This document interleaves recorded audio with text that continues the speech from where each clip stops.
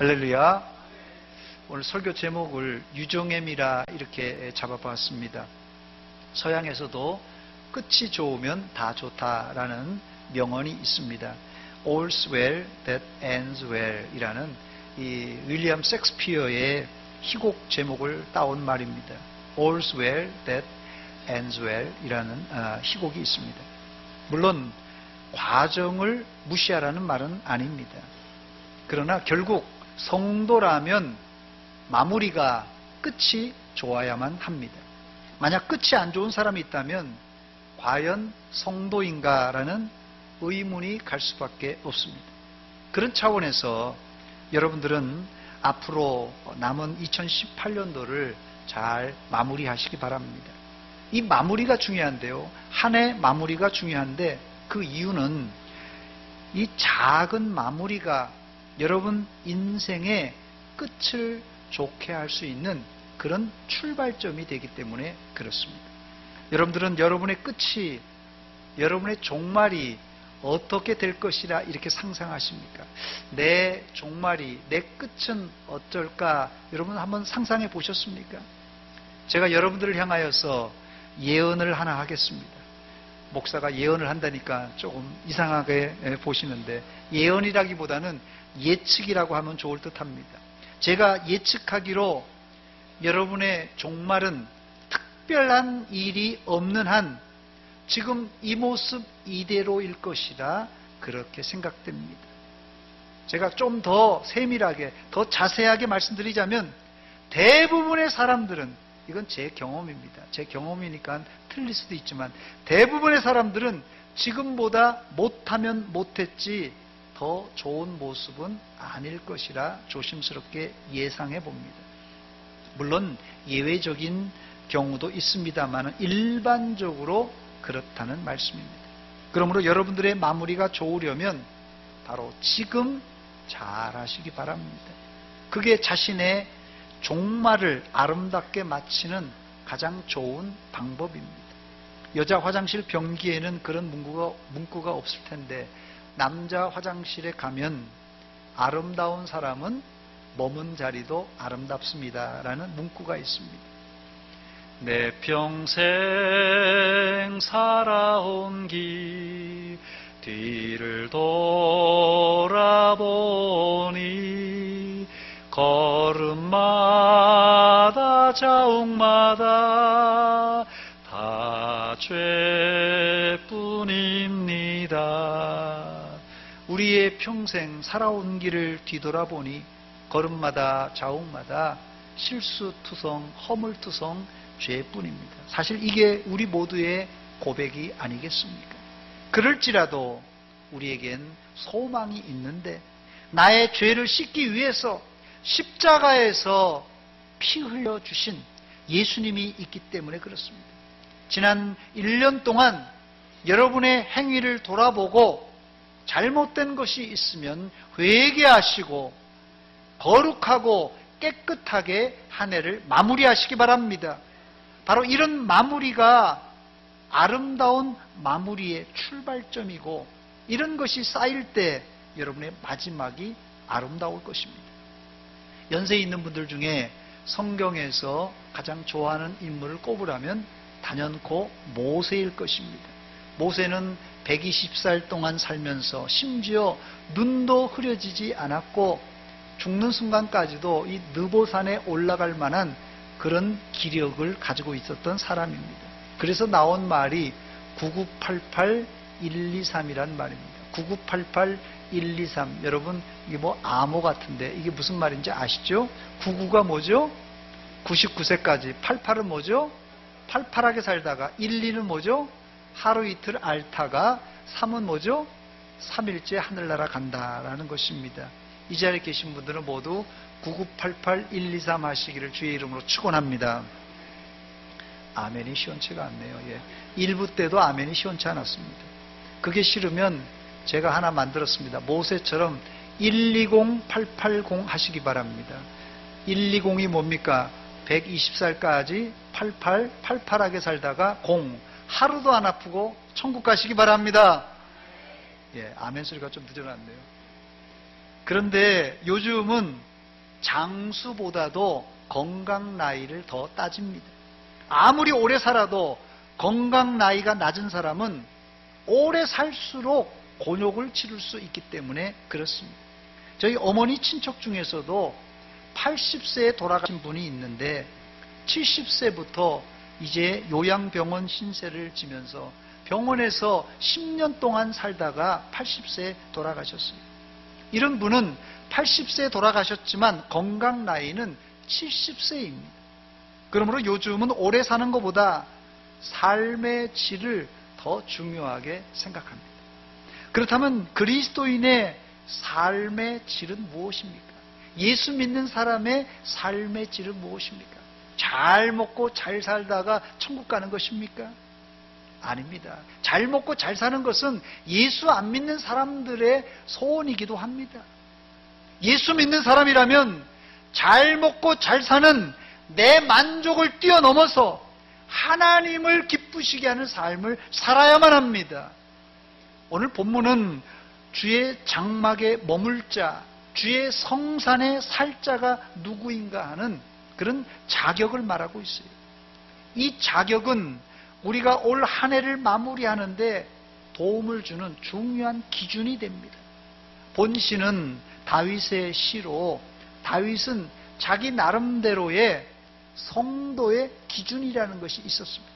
첫 번째, 다윗이 생각했던 성도의 기준은 무엇입니까? 첫 번째, 이 성도의 기준은 주의 장막에 머물고 주의 성산에 사는 것이 바로 첫 번째 성도의 기준입니다. 본문 1절입니다. 우리 같이 한 목소리로 읽어보겠습니다. 시작.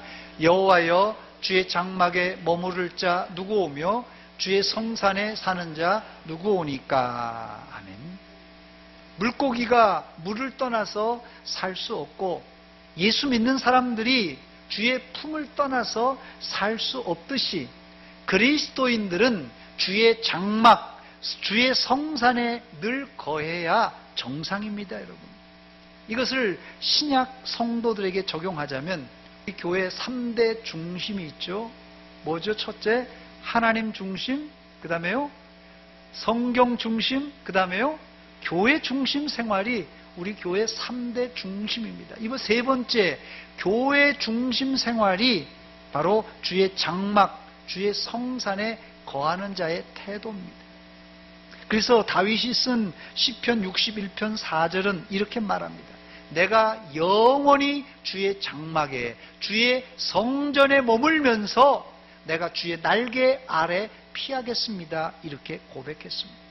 또 시편 84편 1절과 10절 말씀에 보니까 만군의 여호와여, 주의 장막이 어찌 그리 사랑스러운지요.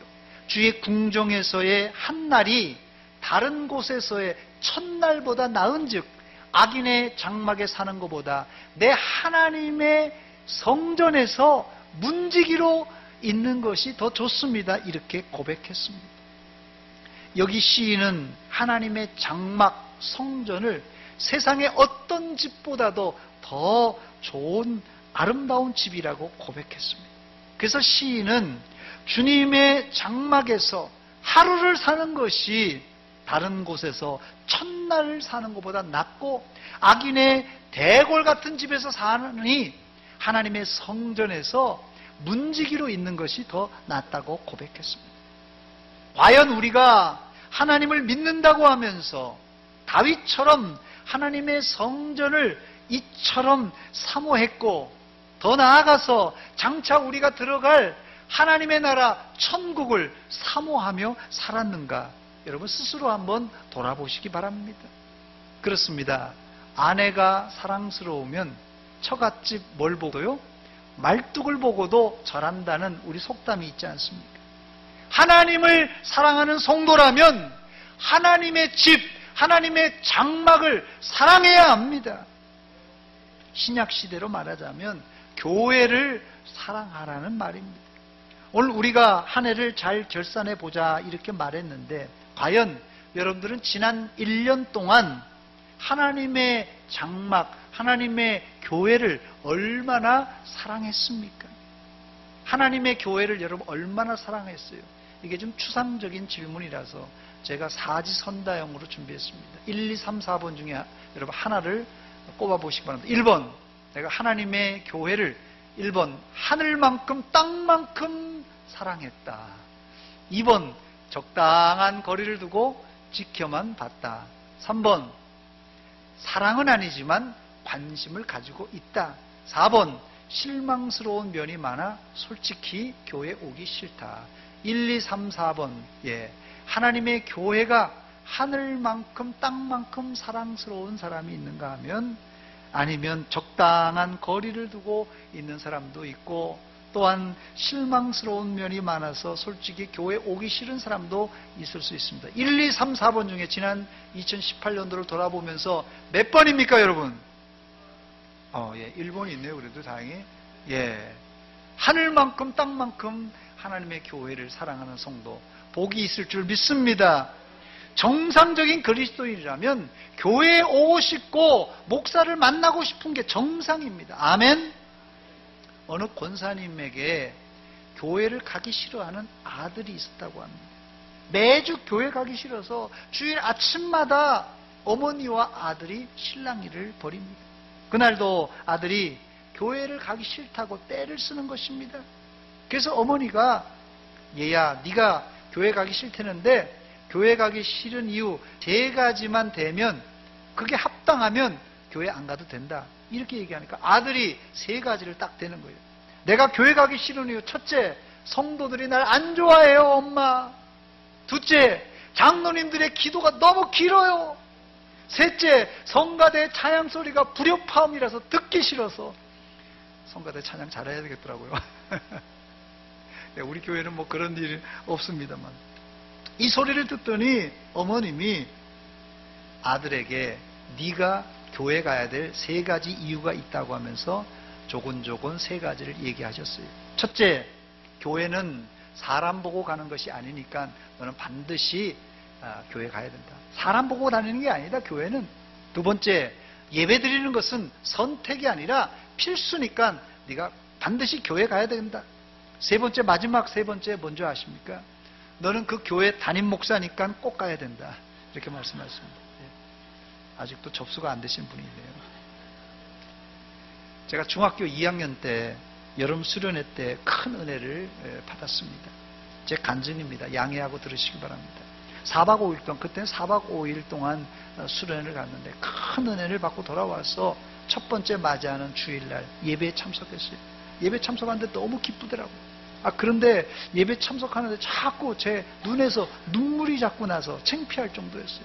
아니, 기도를 해도 눈물이 나고 찬송을 해도 눈물이 나고 설교 말씀을 듣는데 자꾸 막 눈물이 나서 중학교 2학년 까까머리 중학교 2학년이 얼마나 창피하겠어요. 그래서 참 그런 적이 있었는데, 예배를 마치고 집으로 돌아가는데 한편으로는 마음의 기쁨이 있고 또 한편으로는 걱정이 있는 거예요. 제 걱정이 뭐냐면, 이제 집으로 돌아가면은 다음 주일 예배까지 일주일을 기다려야 되는데 언제 다음 주일이 올 것인가 하는 그런 걱정이었습니다. 은혜 받고 나니까 예배 드리고 또 예배 드려도 더 드리고 싶은 마음이 간절했습니다.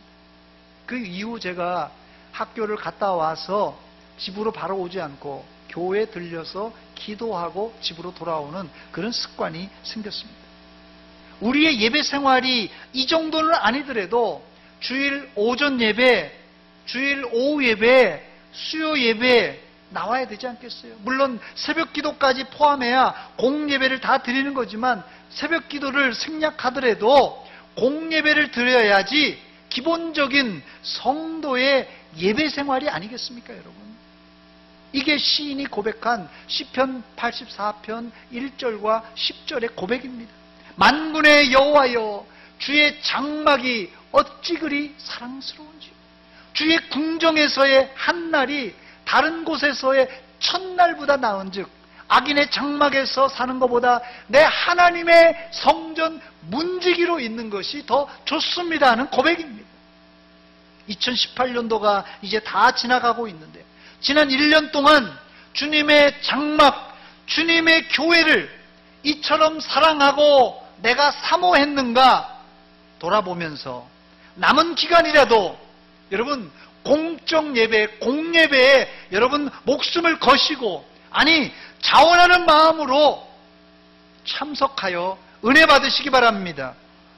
하나님 사랑하는 사람은 반드시 성경 말씀을 사랑하게 되어 있고, 동시에 예배를 사랑하고 하나님의 교회를 사랑해야 정상입니다. 여러분, 이 중에 한 가지라도 소홀한다면 이건 신앙의 적신호가 생긴 것입니다.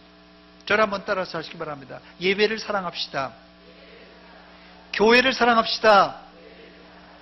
이것이 하나님 사랑한 자의 뭐라고요? 주의 장막에 거할 자, 주의 성산에 거할 자의 그런 모습입니다. 두 번째, 다윗은 주의 장막에 거할 자격을 정직과 공의를 행하며 진실을 말하는 자라고 했어요. 주의 성산에 거할 자는 아무나가 아니라 정직과 공의를 행하며 진실을 말하는 자, 이 사람이 주의 성산에 거하는 그런 성도의 자격이 된다는 것이 본문 2절입니다. 한 목소리를 같이 읽겠습니다. 시작. 정직하게 행하며 공의를 실천하며 그의 마음에 진실을 말하며. 아멘. 사실 본문 2절 이 구절은 다윗이 1절에 자신이 시를 지으면서 질문을 스스로 합니다. 뭐라고 질문합니까? 1절입니다. 여호와여, 주의 장막에 머무를 자 누구오며 주의 성산에 사는 자 누구입니까? 이런 질문을 1절에 하고 2절은 그 질문에 대한 답입니다. 정직하게 행하며 공의를 실천하며 그의 마음에 진실을 말하며 했습니다. 바로 이런 자가 주의 성산에 머물고 거할 수 있는 자라는 그런 뜻입니다. 다윗의 마음에는 최소한 하나님을 믿는 사람이라면 이 정도는 되어야지 하는 그런 기준이 있었습니다. 말세에 최소한 기독교인이라면 어떻게 살아야 될 것인가 하는 그런 기준이 있어야 됩니다. 그 예수 믿는 사람이 단지 담배나 술을 안 피고 안 먹는 거로 이 정도로 생각하는 사람들이 있는데요. 이제는 여러분, 예수 안 믿는 사람들도 이 담배와 술은 안 좋은 것이라는 것을 알고는 이제 예수 안 믿는 사람들도 기피 대상 1호, 2호가 술과 담배입니다, 여러분. 그렇다면 우리가 무엇으로 예수 안 믿는 사람들에게 예수 믿는 사람의 진가를 그들에게 보여줄 수 있겠습니까? 이제 그리스도인들이 어떻게 살아야 됩니까? 세상에서 정직을 행하고 공의를 실천하며 진실을 말해야 됩니다. 첫째, 이 정직을 행하며 했는데요. 정직하게 행하며 해서 이 정직이라는 뜻은 히브리어로 타밈이라는 단어인데, 이 단어가 타밈이라는 단어가 레위기에 많이 나옵니다. 무슨 뜻이냐면 흠이 없는 제물이라고 할 때 바로 이 타밈이라는 단어를 씁니다.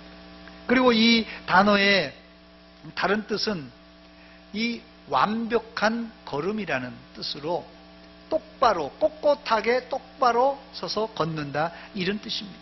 이게 바로 성도가 행할 일입니다. 정직하게 행하며. 두 번째, 성경에서 두 번째는 이 주의 성산에 거할 자 누구입니까? 공의를 실천하며 했어요. 이 공의란 말은 주석에 보니까 하나님의 법에 순종하는 것, 이렇게 되어 있습니다.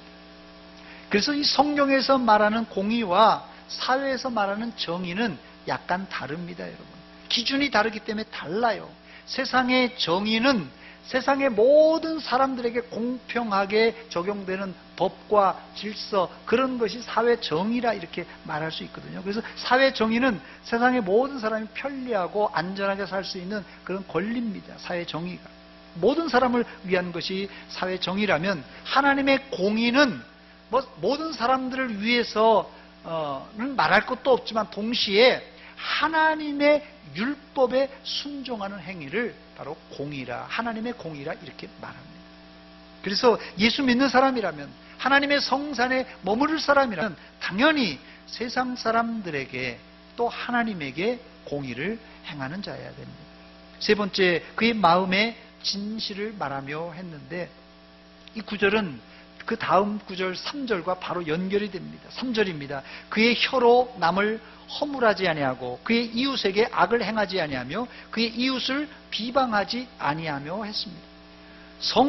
성도라면 언어 생활에 모범을 보여야만 합니다. 말을 절제하지 못하고 함부로 하는 사람들, 잘 들으시기 바랍니다.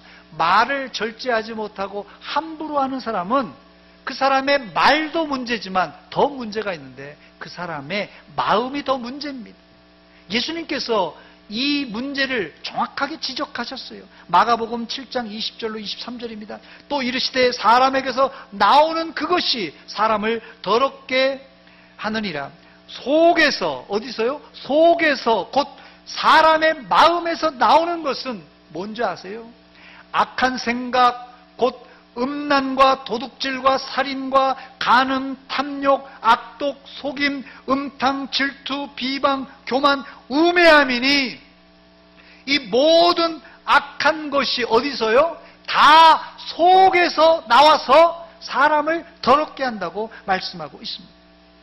어떤 사람의 입에서 더러운 말, 또 악한 말이 나오는 이유는 입이 더러운 것이 아니라 그 사람의 마음이 더러운 것입니다, 여러분. 남자들이 하루에 2만 마디 정도를 한다고 합니다. 여기에 비해서 여자들은 5만 마디, 6만 마디를 한다고 합니다. 여자들이 남자의 한 2배, 3배 말을 더 많이 하는데 1년이면 이게 엄청난 이야기를 쏟아내고 있는 것입니다. 그런데 말입니다. 누구나 말을 많이 하면, 이거 누구나예요. 누구나 말을 많이 하면 실수하게 되어 있습니다. 지난 1년 동안 내 입에서 나간 말이, 아니 내 마음에서 나간 말이 덕을 끼치지 못하는 말이나 덕을 끼치지 못하는 표현이 있었다면 여러분 한 해가 다 가기 전에 회개하시기 바랍니다. 또 말은 회개만 해서는 안 돼요. 나만 회개만 해서는 안 돼요. 내 말을 듣고 상처받은 사람들에게 용서를 구하고 화해하는 것이 중요합니다, 여러분. 그러나 일반적으로 언어폭력은 피해자는 있는데 가해자는 없어요. 언어폭력의 특징이 피해자는 많은데 가해자는 없다는 것이에요. 이 말이 무슨 말입니까? 우리가 의미 없이 내뱉은 이런 말들이 나는 그냥 의미 없이 그냥 지나쳐 버렸어요. 다 잊어버렸어요. 그런데 개구리가 이걸 맞고 뇌진탕에 걸린다는 것이에요. 그런 차원에서 우리 당회에서 미담이 있어서 제가 소개합니다. 지난 당회 때 우리 최재호 장로님께서 여기 앉아 계신데 은퇴를 결심하시고는 온 당회원들 앞에서 고백하시기를 혹시 의도하지 않았지만 제 말 때문에 상처받은 우리 장로님들이 계시다면 너그럽게 용서해달라고 하시고는 당회를 마친 적이 있습니다. 이런 말 한마디에 온 당회원들의 마음이 아주 푸근해졌습니다. 이게 뭐라고요? 그의 마음에 진실을 말하며 그의 혀로 남을 허물하지 아니하고 그의 이웃에게 악을 행하지 아니하며 그의 이웃을 비방하지 아니하는 성도의 자세입니다. 세 번째, 성도라면 모든 일에 분별력과 약속을 지킬 줄 알아야 됩니다. 성도는 이 분별력이 있어야 되고 또 한 번 한 약속은 반드시 지켜야 됩니다. 이래야 신용이 있는 것이에요. 본문 4절입니다. 그의 눈은 망령된 자를 멸시하며 여호와를 두려워하는 자들을 존대하며 그의 마음에 서운한 것은 해로울지라도 변하지 아니하며 했습니다. 여기 4절 처음 부분에 그의 눈은 그랬어요. 그의 눈은 성도의 눈입니다. 성도의 눈은 망령된 자를 분별할 줄 알아야 돼요. 이 사람이 망령된 자인가 그걸 분별할 줄 알고 또 여호와를 경외하는 자를 또 가려낼 줄 알아야 돼요. 이 사람이 망령된 자인지 여호와를 잘 섬기는 자인지 이거를 분별할 줄 알아야 된다는 것이. 이런 분별력이 없으면 어떻게 되는지 아세요? 악인들과 짝짝쿵 될 수 있습니다. 분별력이 없는 사람은 악인인지 선인인지 분별하지 못하니까 악인들과 얼마든지 짝짝꿍이 된다는 것이에요. 시편 1편 1절입니다. 복 있는 사람은 악인들의 꾀를 따르지 아니하며 죄인들의 길에 서지 아니하며 오만한 자들의 자리에 앉지 아니한다고 그랬어요. 복 있는 사람은 누구냐? 분별력이 있어서 악인의 꼬임에 빠지지 않고 그들과 한자리에 함께하지 않습니다. 그러나 세상에서는 뻔히 그 사람이 악한 줄 알면서도 자신의 필요에 의해서 짝짝쿵 한패가 되는 경우가 있습니다. 성도라면 망령된 자는 멸시하고 하나님을 경외하는 자는 존대할 줄 아는 그런 분별력이 있어야 됩니다. 이것이 성도가 가질 분별력이에요. 그런데 요즘 세상에 망령된 사람이라도 목소리가 크면 그냥 꼼짝 못하고 하나님을 잘 섬기는 사람이라도 별 볼 일 없으면 그냥 무시하는 경우가 있어요. 한마디로 약자에게는 강하고 강자에게는 또 약한 사람이 있어요. 이게 제일 치사하고 저질입니다. 이게 약자에게 강하고 강자에게 약한 사람, 이게 제일 치사한 사람 아니겠어요? 이것은 비단 우리나라만 그런 것이 아니라 미국도 마찬가지인가 봅니다. 미국의 빌 스완슨이라는 사람이 이 웨이터 법칙이라는 말을 자기 책에서 했는데요. 이 웨이터 법칙이라는 말이 무슨 말이냐면 당신에게는 접대하면서 아주 친절하게 많이 드십시오, 공손하게 하지만 웨이터에게 뭐 식당 아주머니에게는 무례한 사람은 절대 좋은 사람이 아니라는 것이에요. 다시 말씀드립니다. 당신에게는 친절하지만 웨이터에게, 식당 아주머니에게 함부로 대하는 사람 절대 좋은 사람 아닙니다. 이게 웨이터 법칙이에요. 그래서 성도들은 이런 사람들을 분별할 줄 알아야만 됩니다. 교회 안에서도 약하지만은 존중하고 알아줘야 될 사람을 찾아서 합당한 예우를 해 주어야만 합니다. 고린도전서 16장 15절로 18절에 바울 사도가 특별히 부탁해서 이 고린도 교회에다가 형제들아, 스데바나의 집은 곧 아가야의 첫 열매요 또 성도 섬기기로 작정한 줄을 너희가 아는지라. 내가 너희를 권하노니 이 같은 사람들과 또 함께 일하며 수고하는 모든 사람에게 순종하라. 내가 스데바나와 부드나도와 아가이오가 온 것을 기뻐하노니 그들이 너희의 부족한 것을 채웠습니다.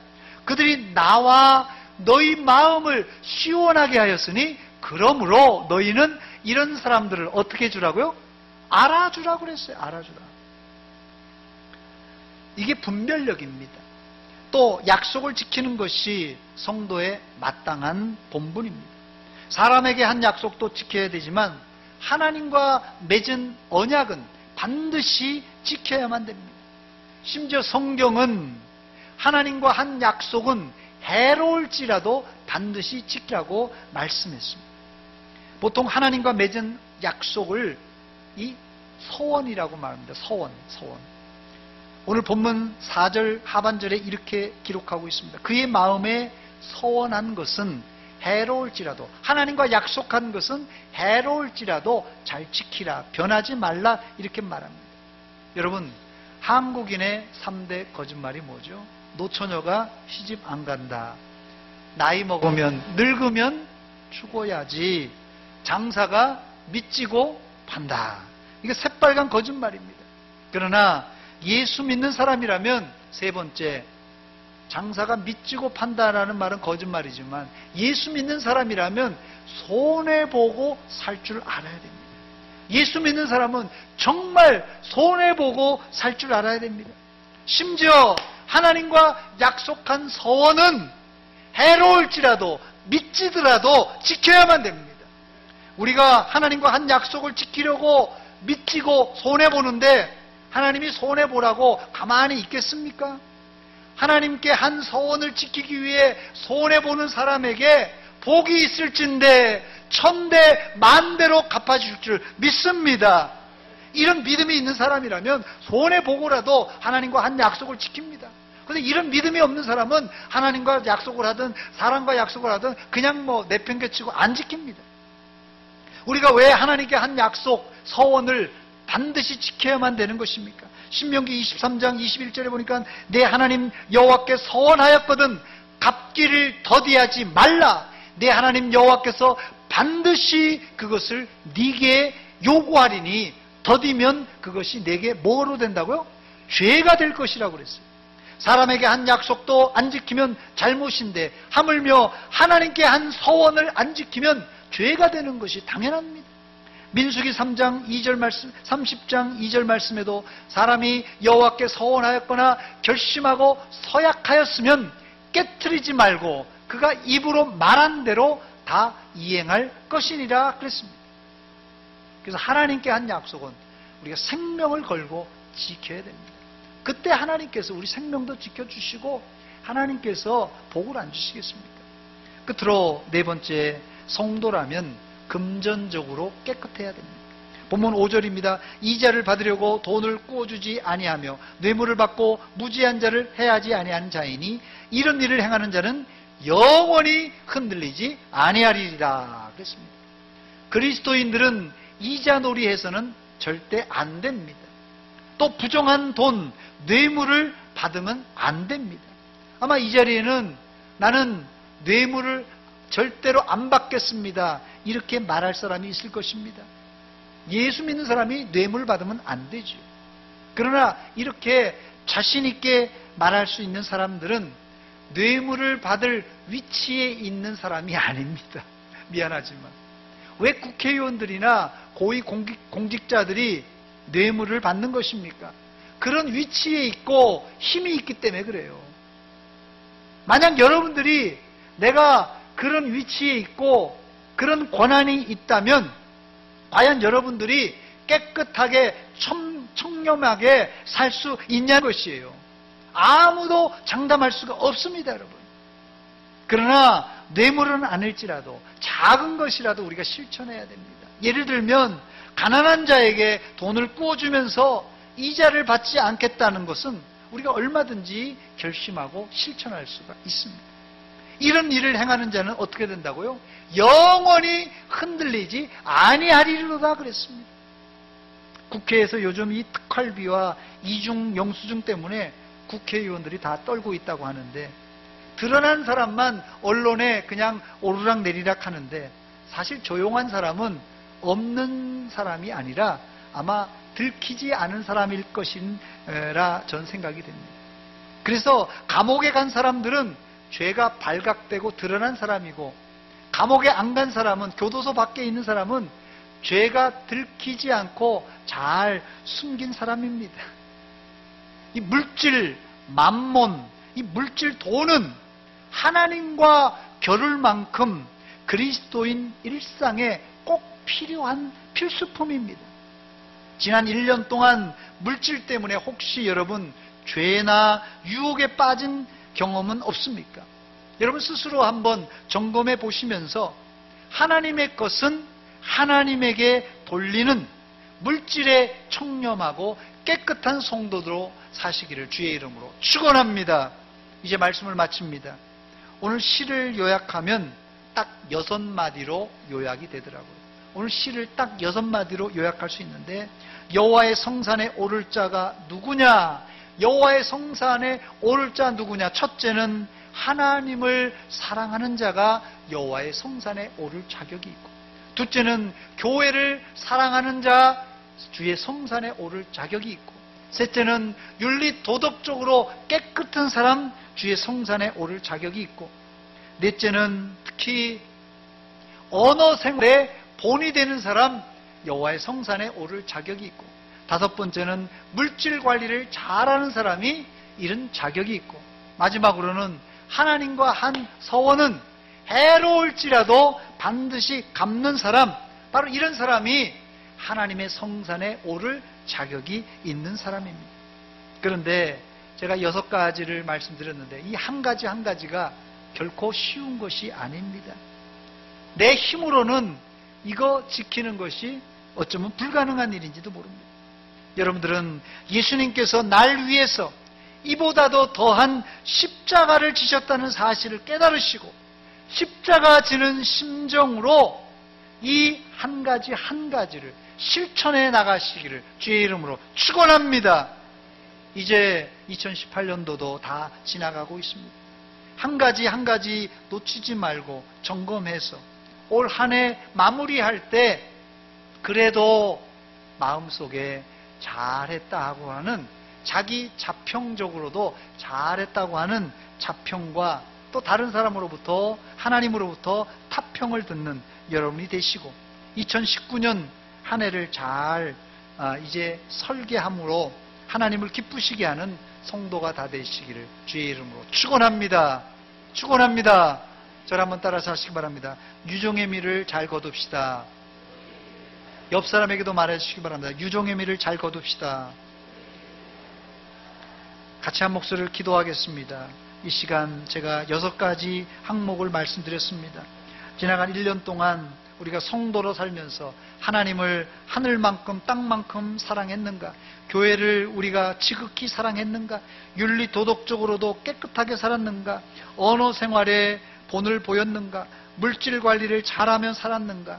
또 하나님과 한 서원은 해로울지라도 잘 갚았는가? 이 외에도 우리가 한 해를 돌아보며 잘못한 거 있으면 하나님 앞에 회개하며 이 시간 기도하는 시간입니다. 같이 기도합니다. 하나님 아버지, 은혜와 사랑 감사드립니다. 2018년 올 한 해를 돌아보며 모든 것이 하나님의 은혜였다고 고백합니다. 하나님, 웬 은혜요, 웬 사랑을 베풀어 줍니까? 이런 은혜를 받았음에도 불구하고 우리가 하나님을 사랑하지 못했고, 교회를 사랑하지 못하고, 예배를 사랑하지 못했습니다. 아버지, 우리가 윤리도덕적으로 뿐만 아니라 언어 생활에, 언행에 불순했습니다. 아버지, 불쌍히 여겨주시옵소서. 한 해를 돌아보며 실수하고 잘못한 것 회개하오니 이 시간 용서하여 주시옵소서. 불쌍히 여겨주시옵소서. 긍휼을 베풀어 주시옵소서. 아버지, 이 시간 주님 함께하여 주시옵소서. 주님의 은혜를 하나님 체험하는 이 시간 되어서 우리가 담대히 나아가게 하여 주시옵소서.